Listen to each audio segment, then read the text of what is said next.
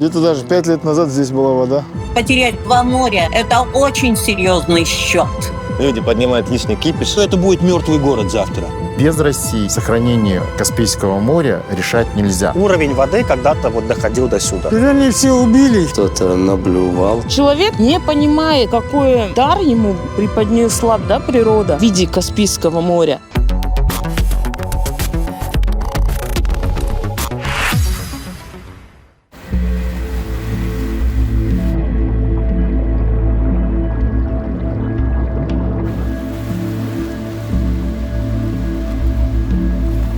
Здесь очень красивые камни. Раз очертания появляются какого-то космического корабля огромного. Просто игра света, солнца в воде тоже завораживает.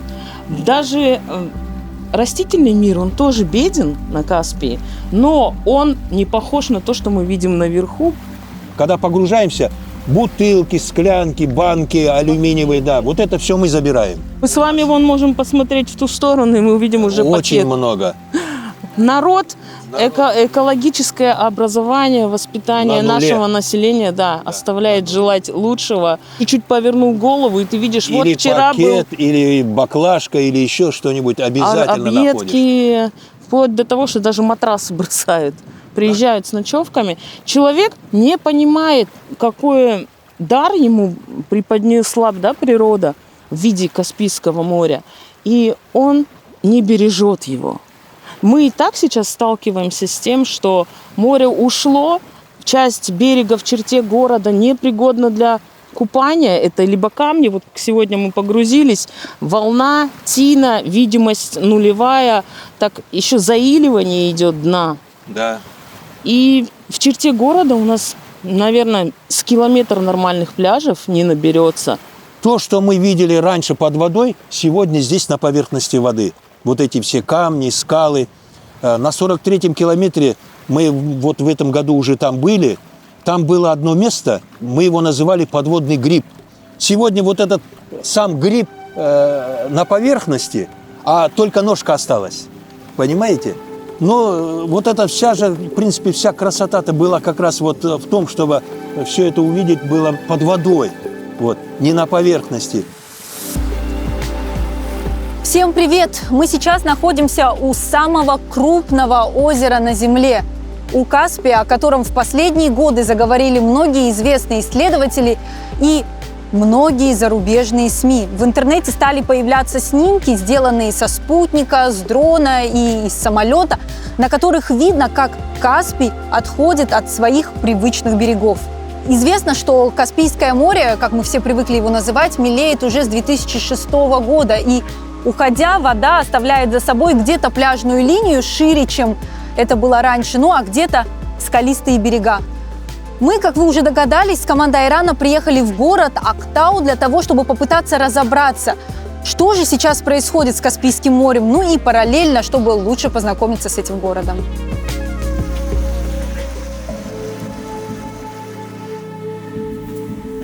Когда вы в первый раз заметили, что Каспий мелеет? В 2015 где-то примерно так. Ежегодно же начинаешь купаться там летом в привычных местах. Места, где там любил прыгать в свое время. Когда ты начинаешь прыгать в воду, уже замечаешь, что что-то не так. Ты осознаешь, что если сейчас прыгну, внизу наткнешься на камень и так далее. А в прошлом году или вроде 2 года назад спокойно прыгал, не выставал. Начали замечать островки эти. Например, это место где-то 6-7 лет назад ее вообще не было, она под водой была.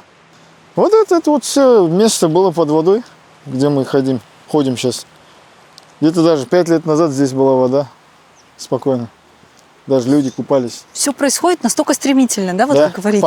Последние 5 лет, с наступления до 20-х годов, 5 лет уже.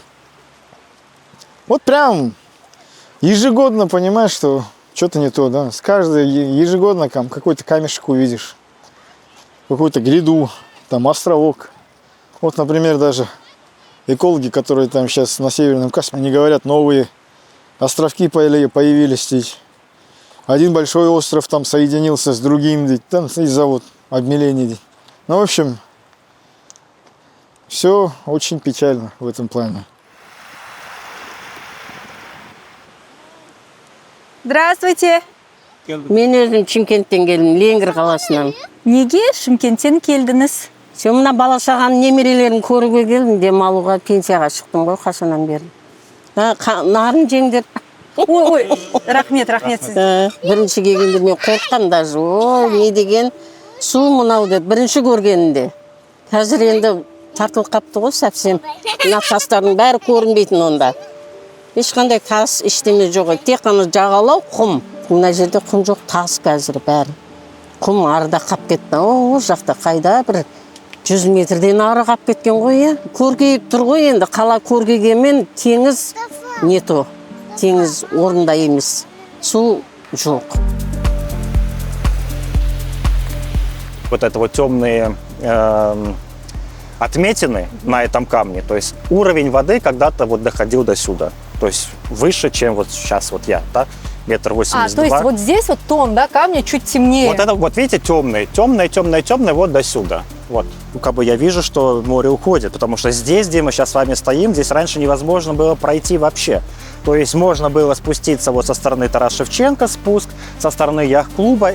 Это все было в воде, то есть сюда пройти просто невозможно было. Мы как-то там вот умудрялись, прыгали вот там по тем камушкам, где сейчас проходит скальная тропа, потому что, ну вот уровень моря я вам показывал, да, сейчас какой вот он был тогда. Это то, что воспоминания из моего детства, то есть море было здесь. И здесь невозможно было пройти. И оно было еще ближе, когда закладывали скальную тропу, вот эту новую, и сейчас вот ее строили. То есть здесь тоже была вода еще. И были моменты, то есть во время шторма даже там как бы вот волнами забивало на эту скальную. А сейчас, вы видите, прошло 6 лет, и море ушло так далеко, что вот скальная тропа осталась, ну как бы вот в десятки метрах от моря. По сравнению с прошлыми годами мы наблюдаем сейчас стремительное обмеление. Если раньше Каспий терял от 2 до 5 сантиметров в год, то сейчас от 12 до 25 сантиметров. Что это значит для акватории? Это значит, что стремительно оголяется не только уже береговая часть Каспийского моря, но и дно. И море теряет ежегодно от 12 до 25 километров в своем вот этом понижении. Есть просчеты немецких и голландских ученых. Они, правда, просчитали, используя математическую модель на компьютере. Но, тем не менее, по их данным, море будет отступать еще до 2054 года. Оголится весь Северный Каспий и казахстанская часть Каспийского моря, то есть северо-восточный Каспий. Море уйдет в сторону Абшерона, это под Баку, это азербайджанское побережье, и будет находиться на уровне полуострова Бузачи со стороны Мангышлакской области. Очень быстро идет этот процесс обмеления, фактически опустынивание этой территории, потому что уже сегодня в Атырау возросло количество пыльных бурь. Раньше были просто пыльные бури, а теперь пыльные бури приносят еще и соль, поднимаемую вот с этого оголенного дна Каспийского моря. Это первое. Для Актау, чем грозит вот такое стремительное обмеление, город же запитывается за счет опресненной питьевой воды. Уже сегодня вода в летнее время в Актау не доходит до уровня третьего этажа. А если море обмелеет, то фактически что будет город пить? Некоторые ученые пишут, что Каспий, скорее всего, не вернется. В каком-то этом я прочитал, что в 1938 году Каспий должен уйти еще на 120 метров. Это не точное, да, просто это гипотеза какая-то. На 120 метров, если Каспий уйдет, можно считать, что это будет мертвый город завтра. Порт перестанет работать. Это основное наше связывающее звено со всеми вот этими прикаспийскими государствами. 120 метров – это очень много. Я даже не представляю, как МАЭК завтра будет эту воду забирать для того, чтобы обеспечивать водой город. 120 метров – это колоссальное расстояние для Каспия. Иногда даже задумываешься о том, хватит ли вот этого всего моим детям здесь остаться и продолжать жить, или им придется уехать отсюда.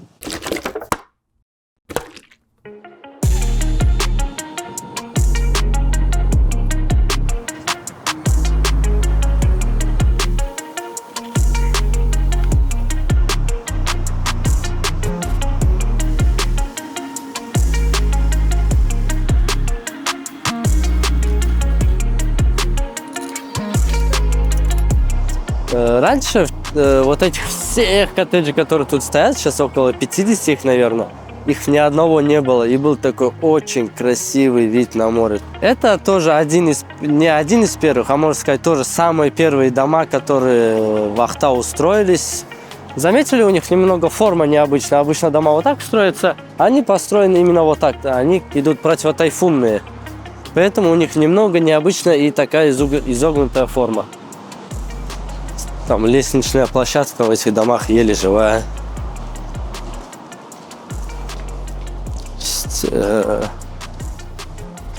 Жители этих домов, как я уже сказал раньше, одни из самых первых, уже стены основные, которые строились в то время, рушатся и заделают вот такими вот деревянными панелями. Если я не ошибаюсь, именно за этими деревяшками идет канализация всего дома. То есть Ну, вот здесь и пахнет, да, соответствующе.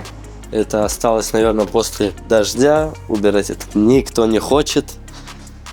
Кстати, тут есть еще особенность одна. Сюда придумали вот такие вот мусор сюда скидывать, трубы, каналы. То есть скидываем, ну, чтобы с 10-го этажа нам не спускаться каждый раз туда-сюда, мы просто подошли, мусор скинули, все. Вот так выглядят подъезды. Тоже они уже очень сильно подуставшие. И мебель. Это чтобы посидеть, да, И отдохнуть? мебель. Ну, наверное, да, чтобы посидеть, отдохнуть кому-то. Тоже, наверное, давно стоит. А это, получается, вот подъезд, да, вот в ту сторону расходится. Да, дом делится же на две части. Но тут так свободно можно люк открыть, счетчика смотреть, где находится ток всего дома. Ой, а вот это что такое? Это своеобразный подвал. Тут и трубы, и ток идет у них.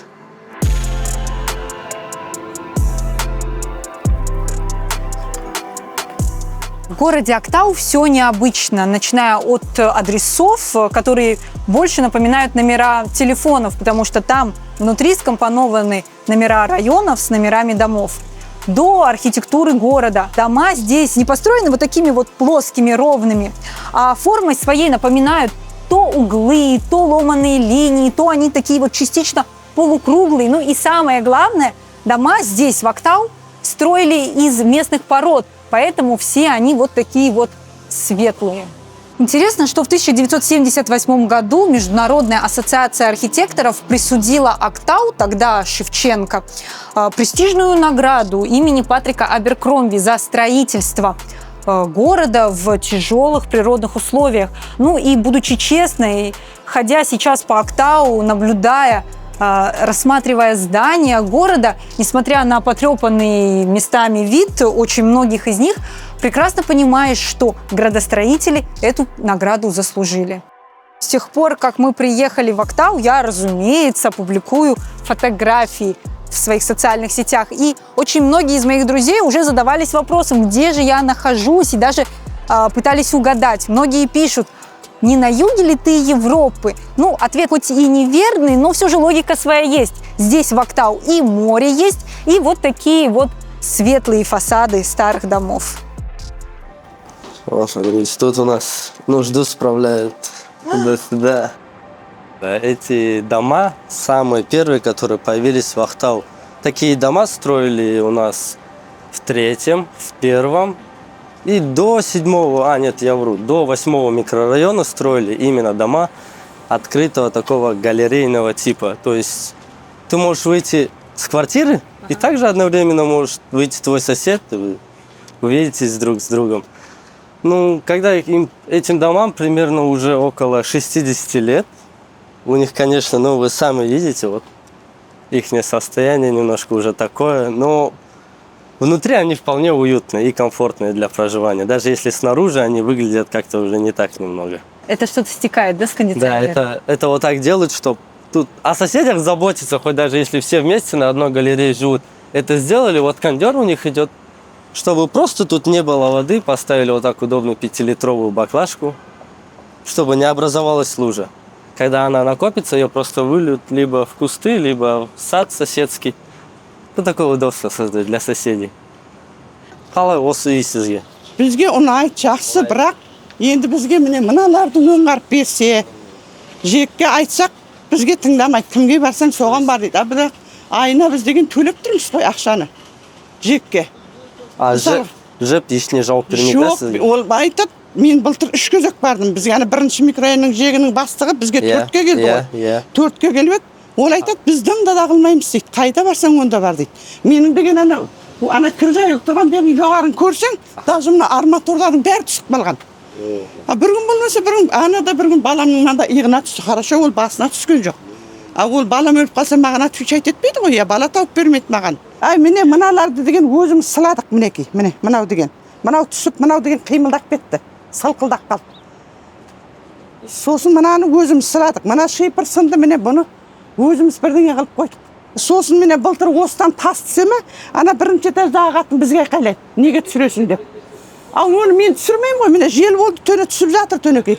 Кеше жауында қайта жуылып кетті олар қарай. Тысыр түседі ол. Тас болғасын түседі ғой, оның сементі жоқ, 60 жыл болған дом ғой бұл. Это у нас последний этаж, это у нас выход на крышу. Тут, как мы понимаем, ходит людей мало. Тут у нас кто-то наблювал, что ли, какашки. Ну, вы, наверное, поняли. Такое.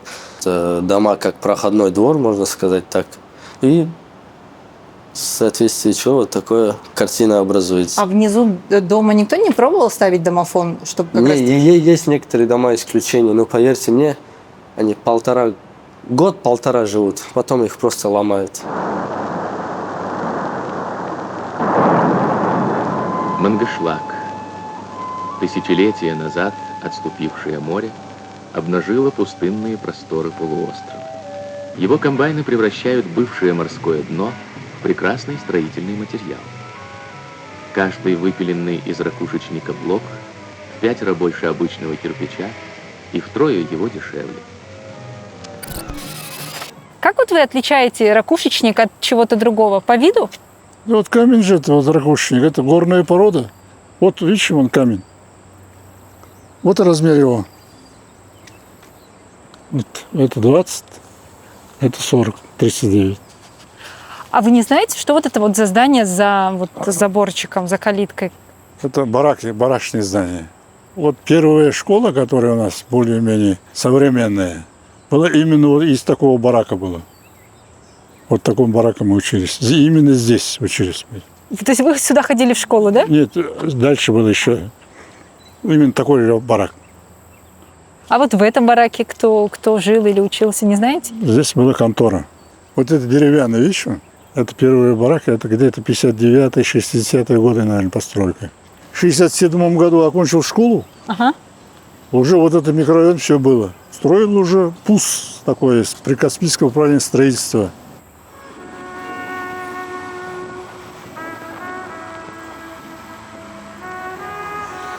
На мысе Актау у Белых скал был основан город.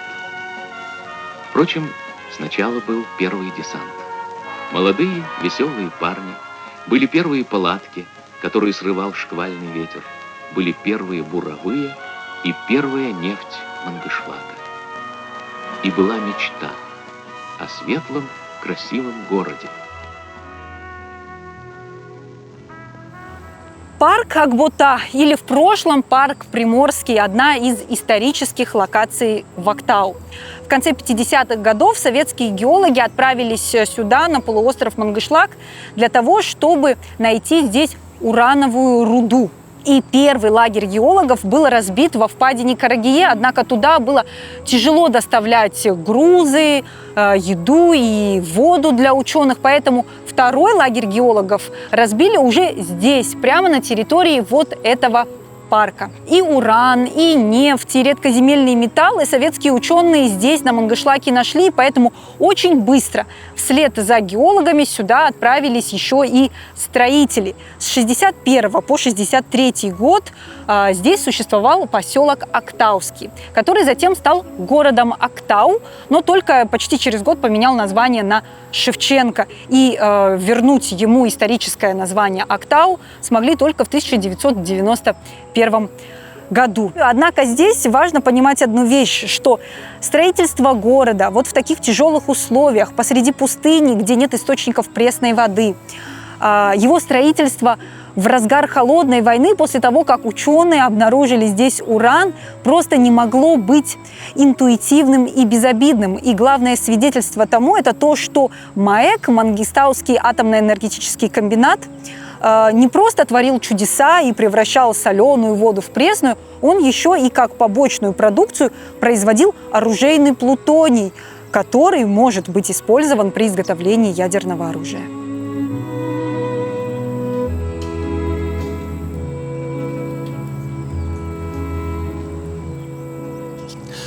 Ну вот таким вот я прибыл сюда пацаном. Это мои родители. Вам здесь лет сколько? Ну, лет 12, не более. 11-12 лет. Вот как я приехал. Самое мое первое впечатление, первый поход, так сказать, на море. Ну, отец, поскольку работал тоже в среднем машиностроении, а мы жили на Комминводах, его направили сюда. Ну, раньше как было?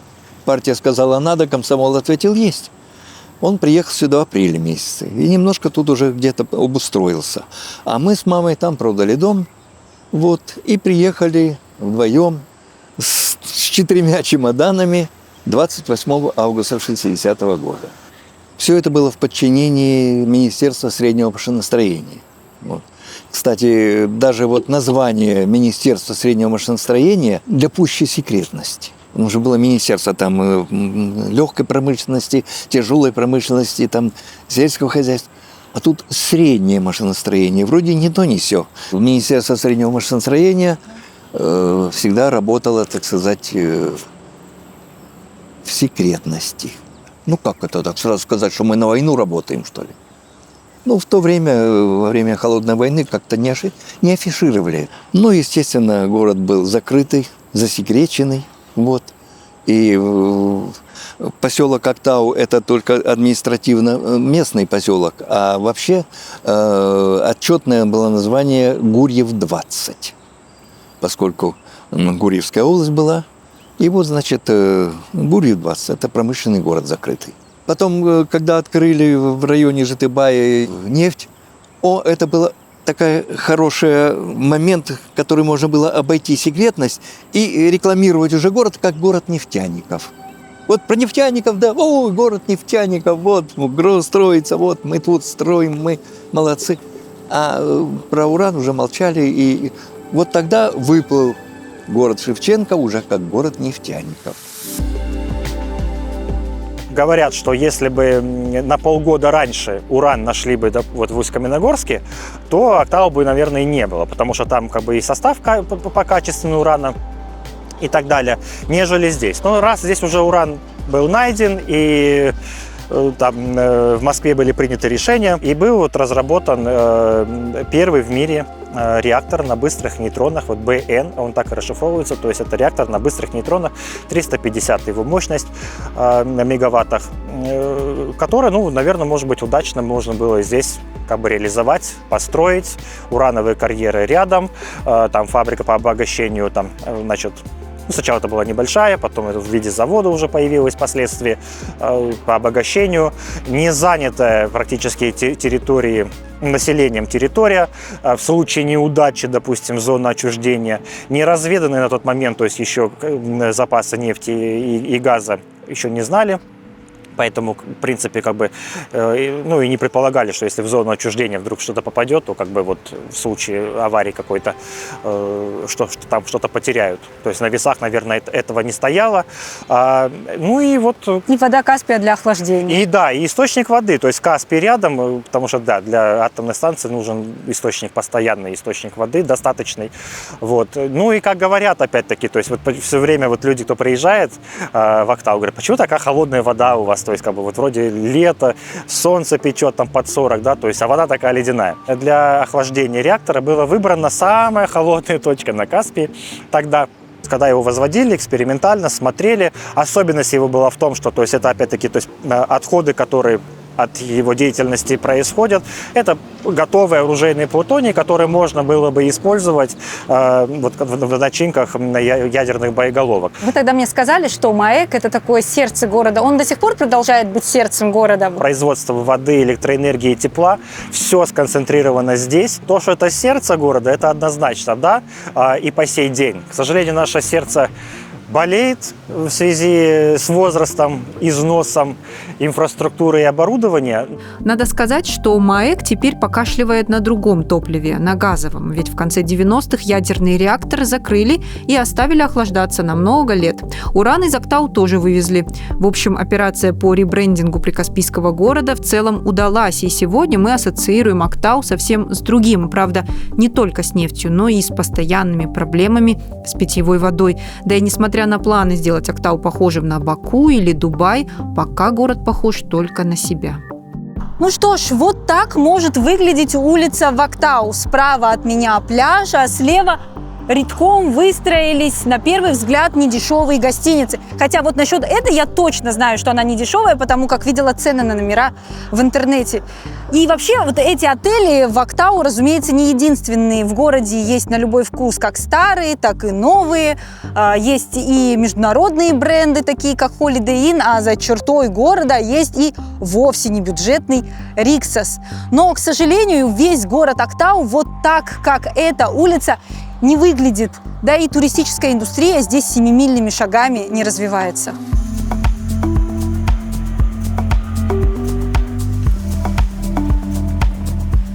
Погоды особо в этом году не было, да? Погода, жары не было, в основном вот такой ветер прохладный.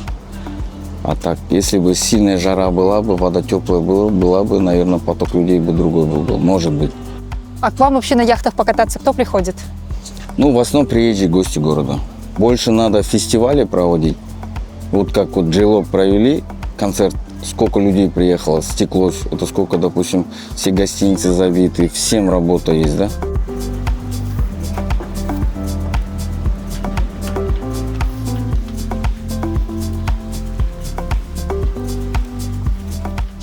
Деньги, которые сюда вкладываются, они у нас исчезают неизвестным образом.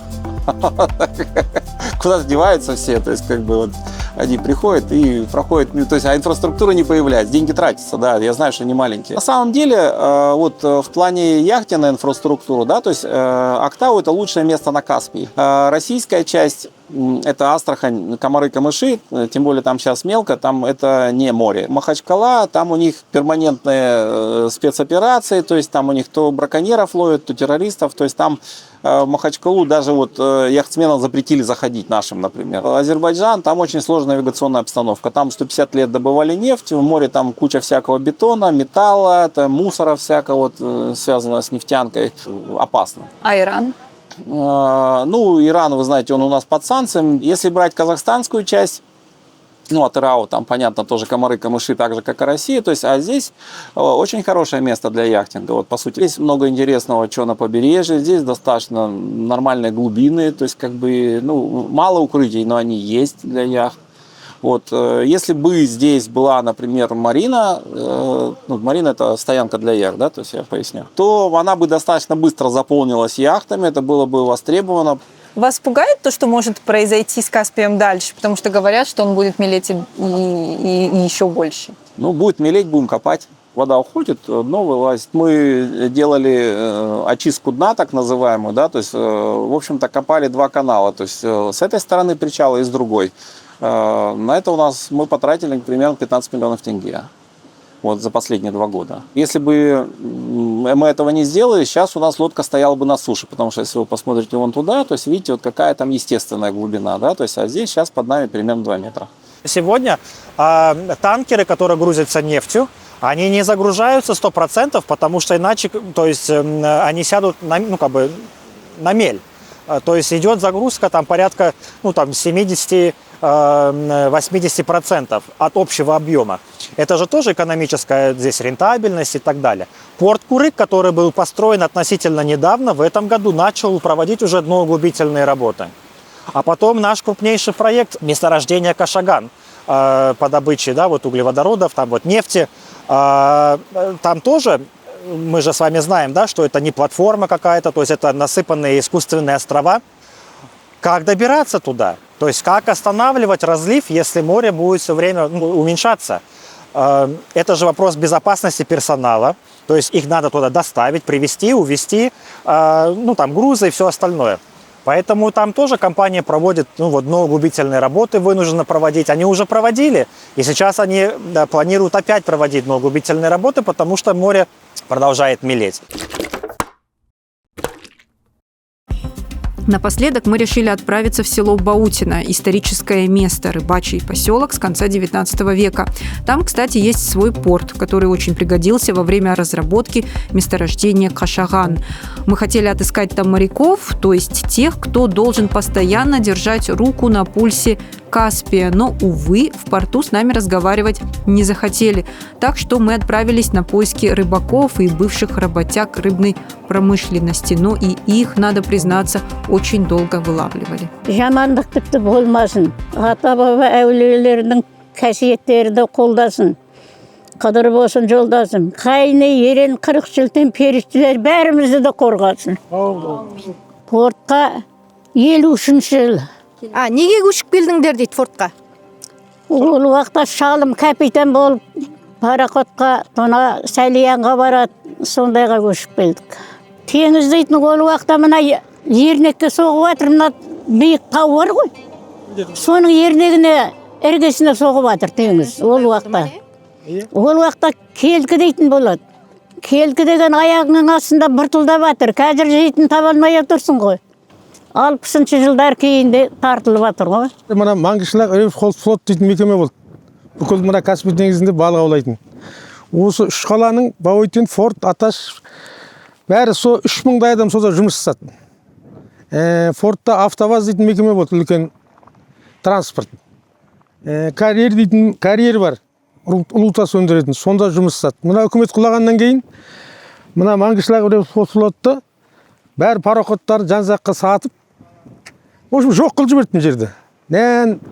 Жаңа камера болды, балық қатыратын. Консерві шығаратын заводтар бар. Соның бәрін сатып, үкімет жоқ қылып, халықтың бәрі жұмыссыз қалды ғой. Енді азғантай халық жаңа мына мұнай компанияларында істейді. Сосын жаңа бюджетте істейді, басқа жерде жұмыс жоқ. Сондықтан жастар қалаға қарай көшіп жатыр бәрі. Ақтауға қарай көшіп жатыр.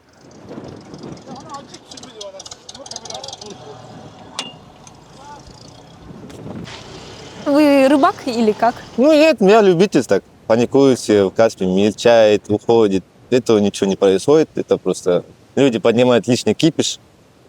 Потому что, если так посмотреть, даже здесь вы заметите, то, что все старые пирсы обратно выходят. Старые вот эти, то, что был здесь, как говорят, пирс, корабли, где стояли. Они заново выходят с воды. Значит, здесь воды же не было раньше, получается, так? Значит, вода пришла, и она обратно уходит. И у нее как прилив и отлив. Такое время получается. Каждый год море уходит. Уже метров 3 ушел уже. Вот на все миляки.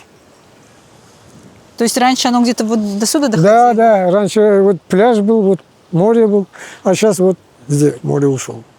За Каспий переживаем, а что делать? Вот такие у нас. Вы как рыбак ощущаете, я не знаю, может какие-то последствия, рыбы меньше стало от... Обязательно меньше стало. Сазан нет сейчас. Жереха нет. Только остался кефаль и вобла. Сейчас все море ушел, рыбы тоже исчезли. А раньше мы в острове много был сазан. Мы мрахпы сдавали здесь, тоннами возили. А сейчас ни одного нет. Тюлени здесь есть или нет? Или тюлени... Тюлени все убили. Раньше валом здесь ходили, рыбу кушали, ходили. А сейчас тюлень нет, все умерли.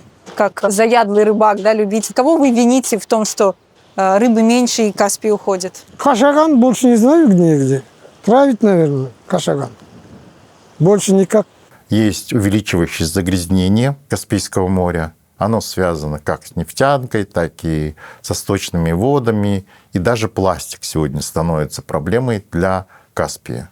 По большому счету, проблема Каспия как закрытого водоема, все, что в него поступает, любое загрязнение, в нем и остается. Мы постоянно, если будем сбрасывать больше загрязняющих веществ, то все это останется здесь, концентрация будет увеличиваться при меньшем объеме воды. Мы всю поездку пытались разобраться, почему же Каспий убегает от людей, ведь понять причину очень важно, от нее во многом зависит и решение проблемы. Мы говорили об этом с местными и очень часто слышали про то, что Каспий якобы вообще вот такой нестабильный, то прибывает, то убывает. И действительно, в 1979 году береговая линия Каспия была еще дальше, чем сейчас. Но все объяснять цикличностью тоже кажется слишком удобным, это хорошее оправдание для бездействия. Ну и самое главное, ведь правда в том, что это явно не единственная и не самая основная причина. Я не полагаюсь на циклический характер вот с уровнем Каспийского моря. Если прошлое снижение уровня Каспийского моря было связано с тем, что происходил забор воды и наполнение водохранилищ, которые были построены там, в 30-х, 60-х годах, это повлияло на то, что в 1975 году был рекордно низкий уровень Каспийского моря. Это вот минус 29 метров по Балтийской системе. Да. Цикличность, да, характерна для Каспийского моря. Там, в 5 столетии вот, по каким-то данным выходит, что и минус 35. Но вы понимаете, что сегодня на Каспии живет гораздо больше людей. Условия их проживания носят такой оседлый характер. Мы не можем сдвигаться с учетом, что вот с того, что береговая линия сдвинулась. Тот же Актау зависит по питьевой воде от Каспия. То есть жарких дней становится все больше, количество осадков уменьшается, интенсивность испарения моря, она увеличивается из-за жарких дней. То есть осадками тот объем воды, который испаряется, он обратно не возвращается. Второе, главные артерии, которые наполняют и питают Каспий, это Волга и Жайык, Урал. Волга несет в себе до 80% стока воды. Десятки водохранилищ, гидростанции, забор воды хаотичный, рост промышленности, сельское хозяйство, урбанизация, расширение городов. Все это, конечно, влияет на уровень рек и на их сток. Ну и третья причина, которая относится к таким больше умозрительным и неподтвержденным исследованиями данными, это все-таки большая залежь сейчас выбирается с месторождения Кашаган. Они добывают достаточно 12 миллионов тонн в год. Они выбирают нефть из подземных нефтеносных горизонтов. Ну и есть подозрение, что они эти пустоты ничем не заполняют. У них, правда, есть программа закачки попутного газа обратно в пласт, чтобы увеличивать отдачу нефтепласта. Но не с точки зрения заполнения этих пустот, которые образуются в подземных нефтеносных горизонтах. Ну а если идет просадка дна, то, естественно, и водная гладь точно так же автоматически и параллельно просаживается. Но это тоже надо исследовать и тоже надо изучать.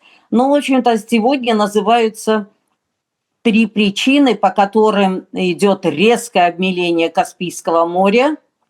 И фактически прибрежные страны ничего не могут противопоставить, и пока нет ни дорожной карты спасения Каспия, ни даже простой программы межправительственных соглашений, которые бы решали эту проблему и относились с достаточной серьезностью к этому риску и вызову. Изменение климата не означает, что мы ничего не должны делать.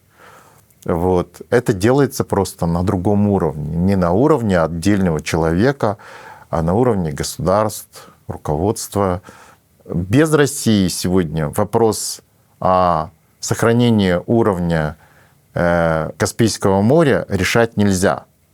Но мы понимаем, что для России сегодня это не самый приоритетный вопрос. Он приоритетный для отдельных регионов, для того же Дагестана, который страдает быстро, для Астраханской области.